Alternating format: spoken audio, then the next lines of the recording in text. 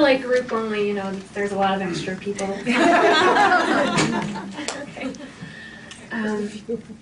So what can you, as teenagers who've gone through this or going through this, what is it that you would want to share with others about your experience? Anybody?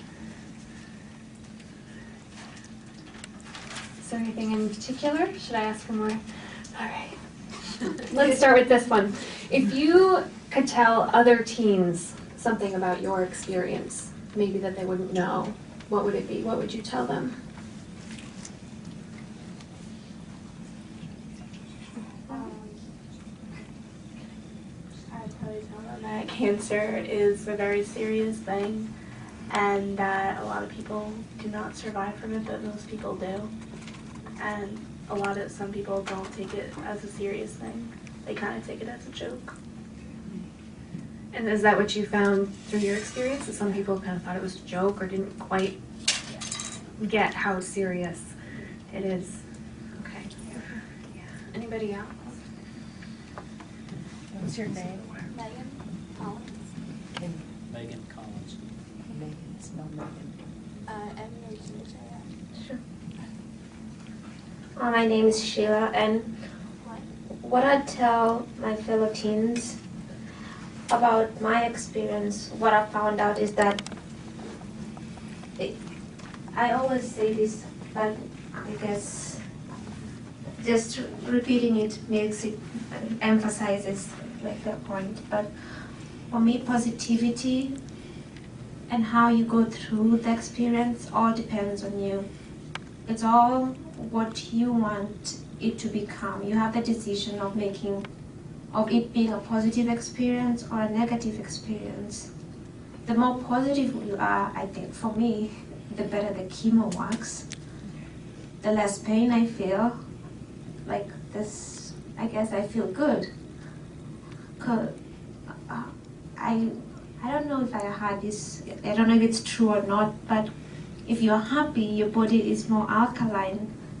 And if you're mad and you're angry and negative, it's more acidic. I don't know if that's true or not, but that's how I just look at it. And the more alkaline you are, the more calm you are. And everything just goes good. And all this depends on you. You're the one who chooses to become either positive or negative. You have a choice. So for me, going through the treatment and my survival through the years that I've gone through it depends on me, depends on my family. My family has supported me, my friends, and all the people around me.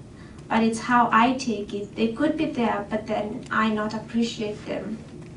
So the way I take it, it's all about you and how you take it. It might be the worst. For me, it's the best thing that has ever happened to me, ironically. But it's just made so many changes. I understand things better. I appreciate life more because I see the importance of it. And for some other people, it would be different. It would be the worst experience, but they choose to make it the worst experience ever. But for me, this is the best thing that has ever happened to me in my life.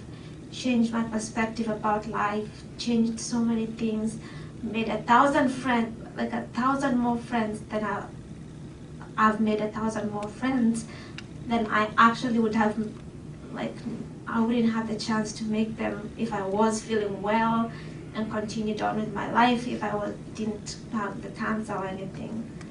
I've learned so much more, like a mini doctor now, than maybe if I had continued just life the way it was. So I just want to tell them it's your choice.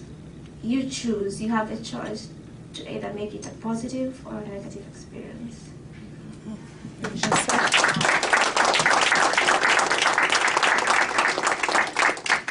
What's your last name? Kyoko, K-I-O-K-O. What I want people to get out of this week, Teen Cancer Awareness Week, is that it's also the teens that are affected by cancer. People often a lot of times overlook the fact that we get it too, that there's lots of kids and there's lots of teens who are diagnosed every day. I think a big part of it is faith. You have to believe in yourself, and you have to have faith in others and the doctors and the medical team, because otherwise, if you lose your faith, it becomes a lot harder to believe in yourself. The biggest part also is all the support that I've had from everyone, from the Braves group here at Hackensack, from all the nurses and all my doctors, from my family, and the community that I'm from. The biggest part has been the support that I've gotten.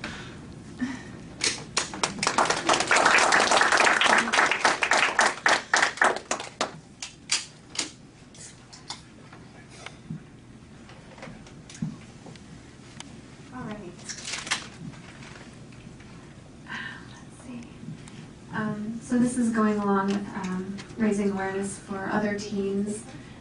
If you were to tell other teens and help them with early detection, what would you tell them to look for?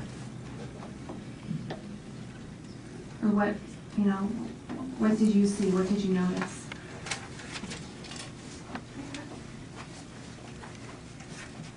Sorry. Before I was diagnosed, all I really noticed was complete fatigue. And because of the fatigue, I guess I've been losing a couple of friends, not wanting to be able to go out. Also, the pure paleness in my face was just horrible. And so I just want everybody to know that not only can that be anything that you can notice that can lead to cancer. Look for any bruises that you have, but like everybody says, everybody's different, and anything can be just different.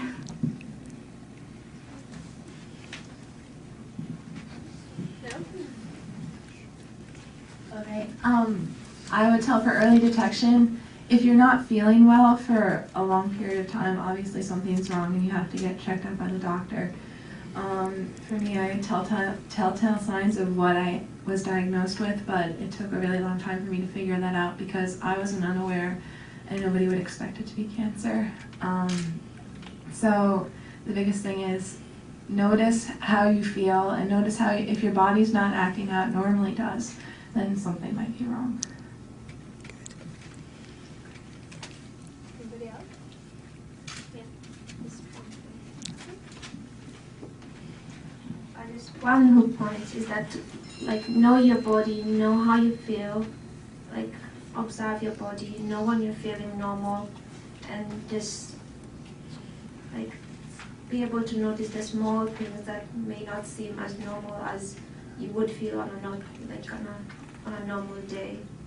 Because in my case, I don't know if I had any symptoms. I felt good, nothing absolutely obvious. So, but just know your body and know how you feel when you feel things are flowing. And you could tell when things are not flowing. So that's all.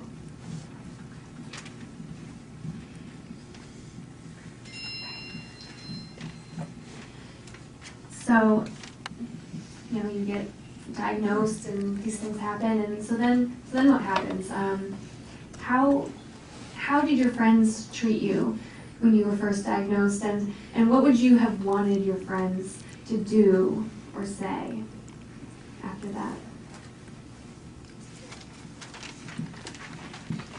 When my friends found out that I was diagnosed with bone cancer, they were very supportive with me, and a lot of my true friends were kind of always there for me and stuff, and if I needed anything, they'd be there for me.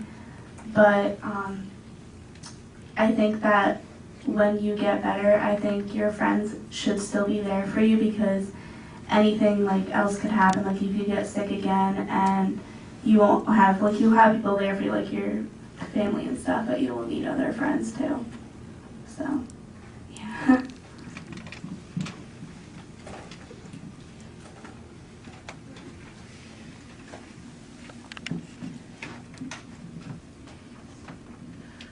When I was first diagnosed with cancer, I was able to see who were my real friends and who my true friends are. And I saw people come out of the woodwork who I wouldn't normally expect to have helped me in the situation that I was in. It's like I touched upon before, the support system is really a main focus of like me getting better. If my friends weren't there for me, I had a couple of really good friends who'd come and visit me in the hospital and come and visit me when I was in the clinic getting chemo. If I didn't have those friends, I don't know, I would have been really lonely, because it's a very lonely experience of getting chemotherapy and staying inpatient in the hospital.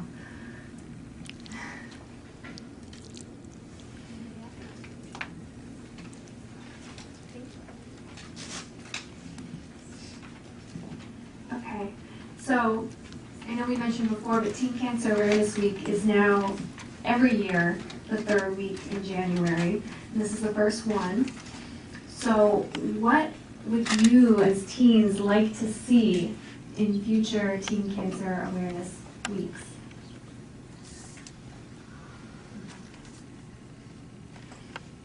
Really big parties.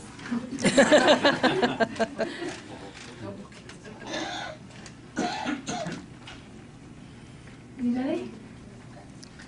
Do you guys like that schools are involved? Do you like that we're creating that sort of presence?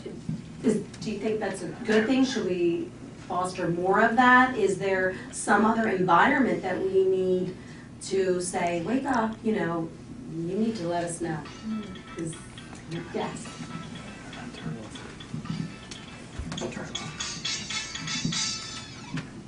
I just feel that everybody should be aware, and that once they're aware, it'll just hit them how not only is this hard for the patient, it's also very hard for the family as well. And so if schools were more like into it and stuff, I feel like everybody will just like realize that how hard it is and actually feel sympathy.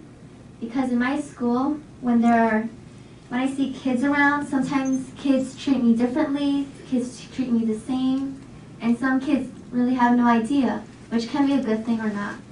So I just feel like that Teen Awareness Week is very important so that everybody can just be aware of what's going on and how teenagers go through this and how hard this is. Just to add to what she said, it's good that other schools are getting involved in this, because it's not only about the person the teens who are going through it, it's also about the environment and the people who are around them. So if other teenagers know how to deal with this kind of, if a friend is sick, it would be good if more teenagers are involved, they'd know how to cope with it and how to understand and how to, I guess, approach people and be able to ask the questions, because most people don't know a lot about it. There are so many cancers out there, so not all are the same, and not every teen who hasn't gone through it will understand it. And so this week would be able to, educate both the people who have cancers and those who don't have. For those who don't have, so that they can be able to cope with the people who have it and know how to treat them and know how to be supportive in all kinds of ways. And for those who have it, and also be able to see, to broaden your mind. It's not only your cancer. There are other different types of cancers, and you learn a lot. Like sometimes I feel that, I think I have the worst case. But then we go on and we talk with people who, like the Braves group, you hear more and, I'm like, I'm much better off. I don't think I'd survive that. But, you've gone through what you have, and so it's different with every different type of person. I wouldn't say I'm the same as this other person. So it brings more awareness, it makes you learn, educates both the survivors, both who are going through and the people who are supporting them. So I think it's very good that other schools and the schools, and also another point is that I think also the age at which we start informing the children is also a very big part, because before you become a teen, you still, you're a little bit young, but you will become a teen. So the age at which you inform the children and how they take it. I guess teenagers have more, they're more emotional at that time, so it's a little bit different for them. But also maybe young children should also know about it to be able to cope with it when they're teenagers, be ready for it. Yes. Kids.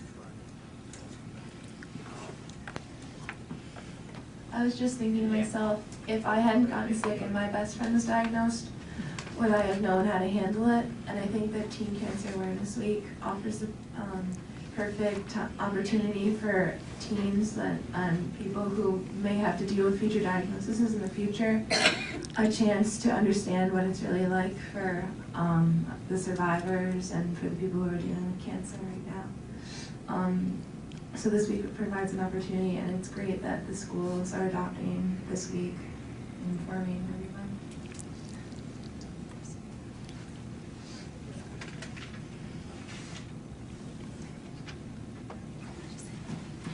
It's funny you say that. We actually have a teacher created a civic learning model that is state mandated for elementary schools up to, I think, 8th grade, where they have to provide a course and a class on being civic-minded. And a teacher developed a program within her elementary school, and it's on our website. And and what it does is it fosters the classroom activity to say, okay, we're going to make friendship bands for kids that are really sick in hospital. We're going to do pillows. We're going to assemble kits. We're going to write postcards and develop pen pals. And it's a wonderful, wonderful curriculum. And you're right, Carly. You are never too young to learn what it is to give back and to become aware and to foster that sense of empathy for people who are not like you. You're never too young to learn that. The only other thing I wanted to say is I failed to mention, no one asked, how did we pick the 3rd week of January? January 18th was the day Alicia went to school with her bandana. So we cannot wait to come back next year, and you're all going to be healthier and happier, and you are not pale, you're just magnificent.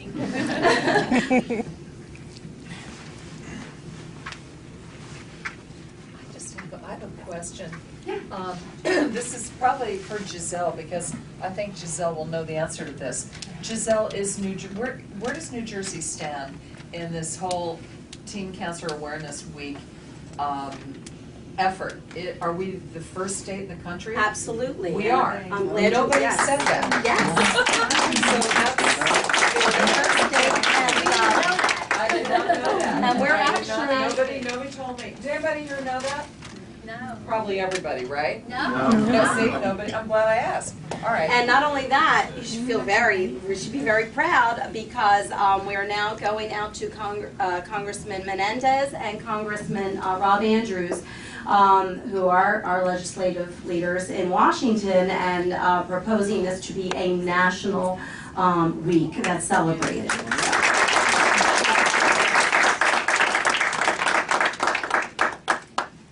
So does anybody else have anything they would like to say, share? Any of our teams? Do any staff have questions for our teams? No? Okay, do any of the teens have questions? I always ask if anybody has questions. Okay, great. Thank you so much for sharing and coming. Any teens who are here, we'd like to have you come up, if you'd like, for a group photo. So, and then we have a cake and have some food and enjoy.